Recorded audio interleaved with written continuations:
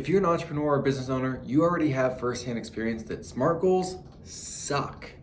But everybody says goal setting's the responsible thing to do at the end of the year. So what do we do? What is up, side hustlers, entrepreneurs, business builders, and dream makers? Welcome to the Study Your Side Hustle podcast, episode 100. It is great to be in your earbuds once again.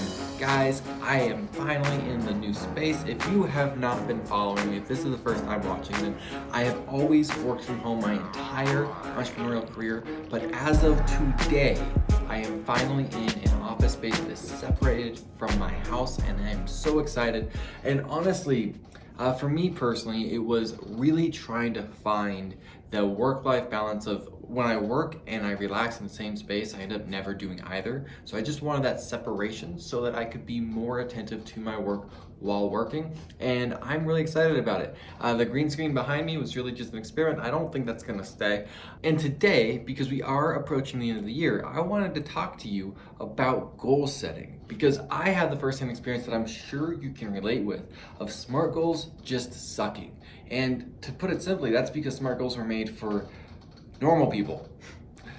SMART goals are great for 98% of the population, but unfortunately you and I are in the other 2%, and therefore SMART goals, they need some work. They're not all bad, so actually what I'm gonna do is I'm gonna show you 3 things that we need to do to make SMART goals work. So with that being said, let's get into it. If you're not familiar with the SMART goal acronym, SMART, S-M-A-R-T, is spelling out an acronym that is how one should set goals.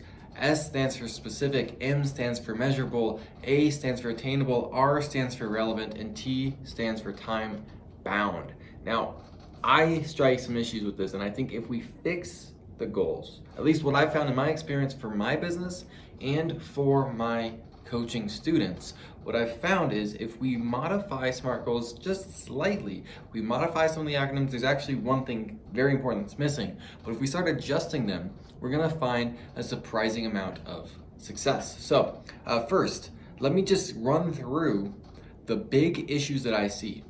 First and foremost, that term attainable, right? So I think specific's good, I think measurable's good. Attainable? Come on, we're business owners. We're choosing to do something that by its very definition is statistically unreasonable. So let's not get caught up on whether or not it's attainable. Let's not set our sights too low. No, we shoot for the moon. That's what you and I do. No, we don't care about whether or not it's attainable. So that's the first one we're gonna have to fix today. Next is relevant. Relevant has this idea of one of the ways you can tell if it's relevant is by comparing it to your other goals and seeing if it's kind of in the same vein and if it's really something that matters in your life. Well, if you're starting and running and trying to grow a business, that is your only goal. And if it's not, that's why it's not going to be successful. In fact, I would extend this to the general public too. If you really want to achieve something, you need to make sure you are singularly focused on that something. Focus is following one course until success. And if you're not doing that, then it's no wonder that you're not succeeding. So, personal opinion, relevant needs to be modified.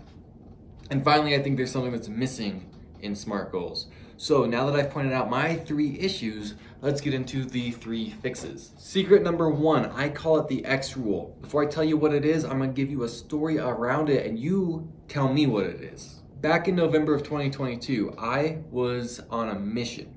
I was broke. I didn't want to have to get a job. My businesses had just failed. I was starting over. And so in order to simply pay my bills, to simply make ends meet, in November, starting from scratch, from zero, from nada, I needed to make $2,000. That's what I needed. So what I did is in November of 2022, I set my target at $10,000. That's what I wanted to make that month. And then here's what happened. Here's what shook out. And we'll back in and I'll tell you kind of why I think it works so well. In November, I saw $4,490. Okay, so we look at that and we analyze it. Let's compare it to the goal. The goal was 10,000. So compared to my goal, that was 44.9%. That was less than half of the goal, which as far as I'm concerned, if you're taking a test, you get a 44%. That is a monumental failure. But wait a minute, I only needed 2,000.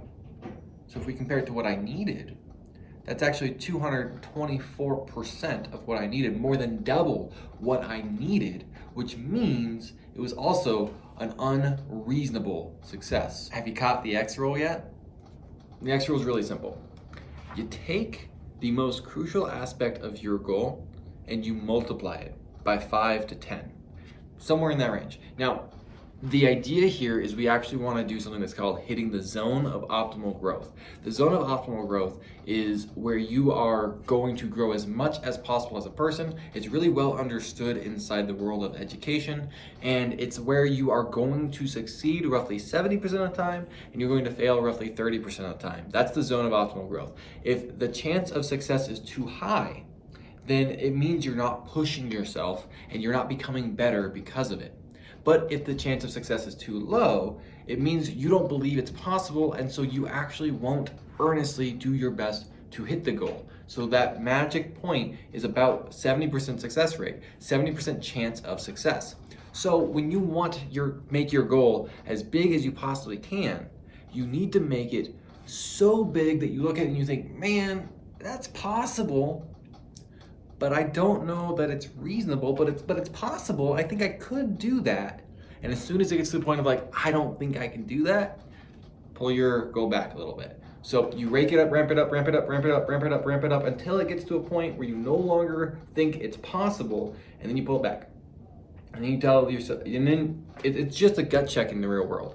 We don't get to do this 10,000 times to know its actual percent probability. It's just a gut check. So push yourself as far as you possibly can so that you will get as far as you possibly can. If you're going to fall short of the goal anyway, the higher the goal, the higher you are when you fall short. That's the idea around this. And there's a ton of psychology behind it, and in my personal experience, it worked really well. For my coaching clients, it works really well. So my first piece of advice for you, based on my personal experience, take the most crucial aspect of your goal and multiply it by 5 to 10 to get it into that zone of optimal growth. Secret number 2 is we need to make that new goal matter. Because we just multiplied it, we just made it bigger, we just made it more than what was necessary. We now need to trick our own psychology to convince ourselves that this new goal is crucial and that it matters and that we need to hit that new number. Hard part is I can't tell you what it's gonna take to make it matter, but I can tell you what I did to make it matter, and hopefully you can map that to something that'll work for you. So here's what I did back in November of 2022 to make my new goal matter. I needed 20% of the goal, right? $2,000 is 20% of $10,000. I needed 20% of the goal just to make it through November. But I also knew that December tends to be a rough month for businesses like mine.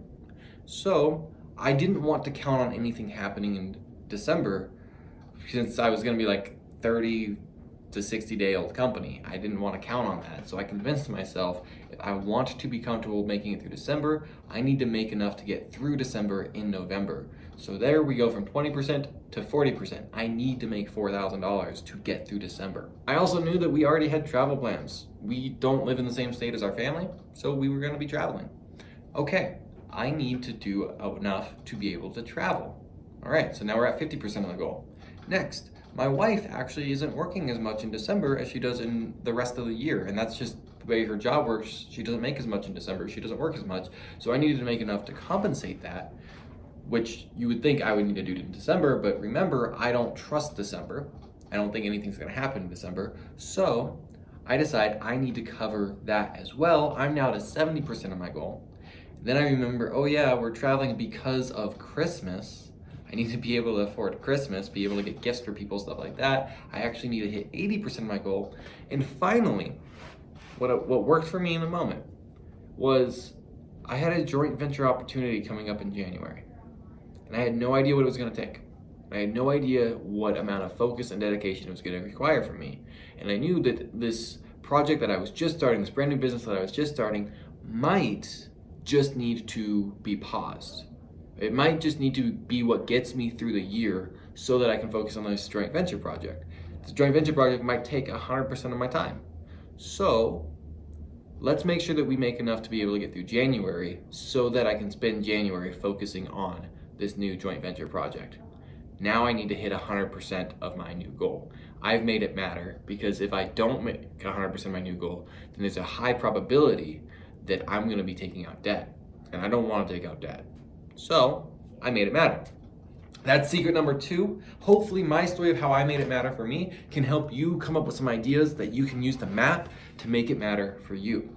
And quick side note, at the end of this, we're gonna go back together, we're gonna bring it back to SMART goals, we're gonna add in these new modifications, and then we're gonna be able to look at how you should be setting goals for 2024 as an entrepreneur. Secret number 3, something that I found to be very helpful in my life, that a lot of my coaching clients find to be very helpful, and that I highly encourage you at least explore, is make it public. See, as a business owner, as an entrepreneur, you are often doing things alone.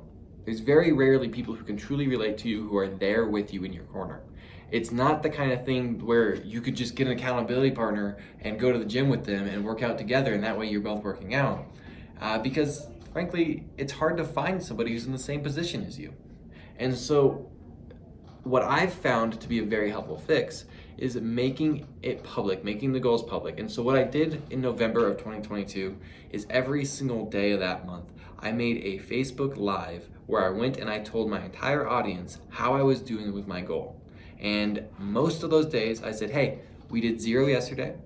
Here's my plan for today. Here's what I'm gonna do differently. Here's what I'm gonna change. Here's what I'm focusing on. And I'll let you know tomorrow how today wound up. That's what most of those look like. And then a couple of them were like, I made $1,000, I made $200, or whatever it was, right? I'd have to go back and look at them to see what they were, but it's that kind of a pattern that is one way that I made it public. Another way that I made it public is that I had a whiteboard behind me back then. My old space, I had a whiteboard behind me that you could see when I was on video calls.